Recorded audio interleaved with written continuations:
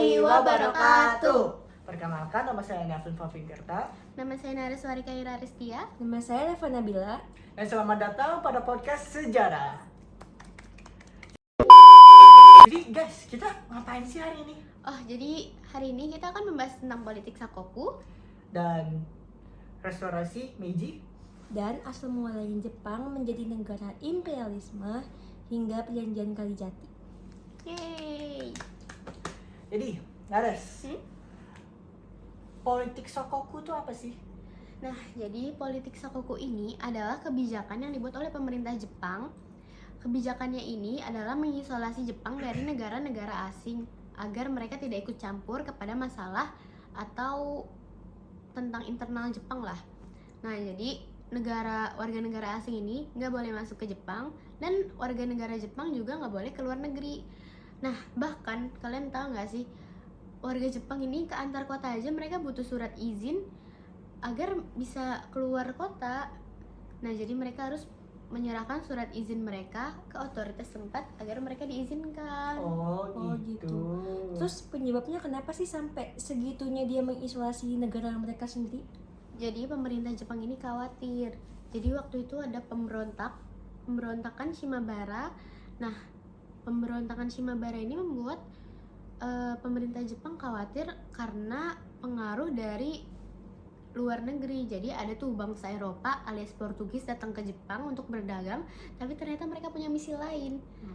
Nah, misinya itu mereka ternyata membawa senjata api dan juga mereka akan kayak punya niat untuk menyebarkan agama Kristen.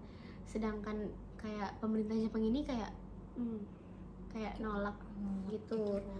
Jadi karena pemberontakan Shimabara inilah yang membuat pemerintah Jepang punya ide untuk melakukan politik Sakoku. Oh gitu. Terus yang menemukan atau yang membuat konsep politik Sakoku itu siapa ya? Jadi pembuat dari politik Sakoku ini adalah Shogun Iemitsu Tokugawa. Nah, dia itu adalah shogun ketiga dari klannya sendiri. Kira-kira tuh berapa lama sih Jepang ini mengisolasi dirinya? Nah, untuk waktu awal mulanya ini sendiri masih simpang siur ya. Di internet ini kan banyak ya, kayak 1633 atau 1639 lah, kayak masih simpang siur. Tapi yang jelas politik Sakoku ini terjadi selama 2 abad. Wah, Lama banget kan? juga ya. Banyak banget. Cukup lama juga. Terus runtuhnya politiknya Sakoku tuh kayak apa ya? Bagaimana ya? Berhentinya. Nah, jadi berhentinya politik Sakoku ini karena waktu itu ada pasukan armada dari Amerika Serikat. Nah, yang dipimpin oleh Matthew Perry. Jadi mereka ini memaksa untuk masuk ke Jepang. Kalau Jepang enggak biarin mereka masuk, mereka tuh enggak segan-segan alias enggak ragu untuk melancarkan kayak serangan gitu. Dan juga tapi walaupun mereka ini terisolasi, Jepang ini tetap punya perdagangan, tapi diawasi secara ketat dan juga cuman untuk beberapa negara. Jadi untuk ekspor itu mereka ekspornya ke dinasti Joseon Korea, lalu juga ada kerajaan Ryukyu. Nah, untuk impornya ini mereka impor dari Cina dan juga Belanda atau VOC. Nah, kan VOC ini dari Belanda ya. Sedangkan katanya Eropa ini nggak boleh masuk kan ke Jepang. Nah, jadi Belanda ini satu-satunya negara dari Eropa yang diperbolehkan untuk masuk ke Jepang. Itu pun pelabuhannya sangat spesifik, jadi nggak boleh sembarangan pelabuhan. Jadi selain Belanda itu negara-negara lain yang dapat ke Jepang itu apa aja? Nggak ada. Belanda hanya satu-satunya. Belanda aja ya? Iya. Jadi diibaratkan nih Jepang sama Belanda ini kayak benar-benar sahabat gitu ya, kayak Sahabat juga kayaknya ya bisa lah, Bisnis karena lah, bisnis. Belanda ada membantu Jepang sedikit-sedikit tentang sains. Secara bisnis sih kan. benar-benar. Nah, kalian tahu sendiri kan politik Sakoku ini 2 abad. Iya, Itu lama tuh banget. bikin Jepang jadi ketinggalan dari negara lain gak sih? Bener Iya, sih, ya benar. bener. Nevlin, kamu tahu nggak sih kira-kira cara Jepang biar mereka bisa ngejar ketertinggalan itu? Jadi ada pada periode 1867 yang dinamakan restorasi Meiji. Nah, restorasi Meiji ini merupakan transformasi Jepang untuk memajukan Jepang ke arah yang positif. Nah, jadi caranya restorasi Meiji ini itu dilakukan secara kerjasama dengan negara-negara yang lain yang Nares bicarakan, yaitu Orde Belanda dan negara-negara lain yang berasal dari Eropa. Nah, dari kerjasamanya ini dengan juga kerjasamanya yang Kaisar Meiji yang ada di namanya itu, dengan kerjasama mereka dapat memajukan Jepang. Kaisar ini juga merupakan kaisar termuda, salah satu kaisar termuda di Indonesia, di Jepang. Emang dia umurnya berapa? Umur 12 pada saat dia sudah jadi kaisar. Muda Wow. banget, keren banget Jepang ya, keren banget. 12 tahun kita masih ngapain ya? Oh jadi restorasi Meiji itu diambil dari nama kaisar tadi itu ya, kan Iya, kan kaisar kaisar. Meiji, jadi dinamakan restorasi Meiji gitu. Hmm. Oh jadi kayak restorasi Meiji ini dia ini kayak ingin mengembalikan Jepang supaya dia tuh nggak menjadi negara yang tertutup lagi. Oh begitu. Ternyata itu caranya. Telat lagi. Lanjut. Jadi dalam restorasi Meiji ini menjadi titik balik di mana Jepang ini ternyata berusaha untuk mengembalikan dan memajukan negaranya untuk lebih kuat lagi.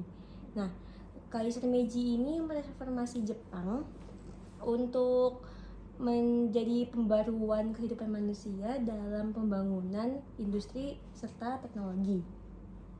Nah, terus itu tuh tadi yang seperti dijelasin Nevlin, restorasi Meiji.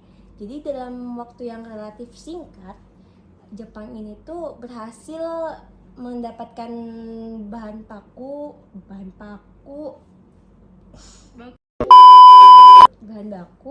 supaya negaranya ini lebih berkembang lagi untuk menjadi negara yang maju.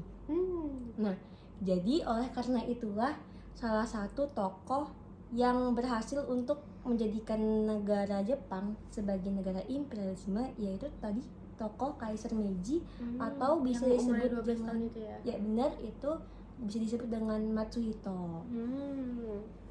Nah, kalian tahu nggak sih di Indonesia ini kan semboyannya kan Bhinneka Tunggal Ika ya.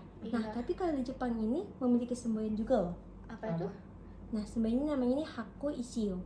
Nah, Haku Ishio ini artinya ini kayak 8 penjuru dunia dalam satu atap. Nah, atapnya ini dimaksud tuh adalah di bawah kekuasaan kekaisaran Jepang. Gitu. Nah, jadi tadi udah aku sebutin karena itu semboyannya punya bekal. Jadi Jepang ini makin maju lagi nih. Bahkan kalau bisa dibilang Jepang ini lebih maju dibandingkan negara kita, negara Indonesia. Jadi Jepang ini maju hingga ke perjanjian Kalijati. Perjanjian Kalijati itu apa? Nah, secara singkat aja nih ya, perjanjian Kalijati itu negara Belanda ini menyerahkan kekuasaan Indonesia ke Jepang. Jadi dia tuh kayak ya udah ini Indonesia buatmu aja, kita menyerah gitu aja. Kita jadi operan gitu ya. Iya kan jadi operan gitu. Nah, terus kalian tahu nggak sih kalau Jepang ini pernah tahu ke Balikpapan? Oh beneran? Iya. Nah, jadi Indonesia ini nih, Jepang ini ke Indonesia pada tanggal 24 Januari 1942. Dia ini ke Balikpapan. Nah, karena di Kalimantan Timur ini tempat kita tinggal itu tuh memiliki banyak sekali sumber daya alam yang berlimpah kayak minyak bumi. Jadi kita ini termasuk salah satu provinsi yang terbanyaknya sumber daya alam. Gitu. Pikirnya mau beli souvenir ya. Jadi waktunya lebih 10 menit. Iya. Nah, jadi kita banyak bahas nih. Banyak banget yang kita tahu ya. Iya banget. Di sebenarnya negara Indonesia ini dia dibilang kita negara yang baik, tapi sebenarnya ada lagi yang di atas gitu, ya nggak sih? Jepang salah satunya. Iya. Ngomong gak kayak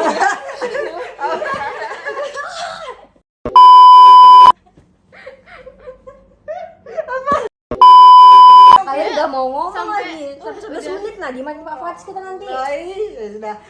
Terima kasih sudah nonton video ini. Sekian dari kami. Assalamualaikum warahmatullahi wabarakatuh. Dadah. Dadah semuanya.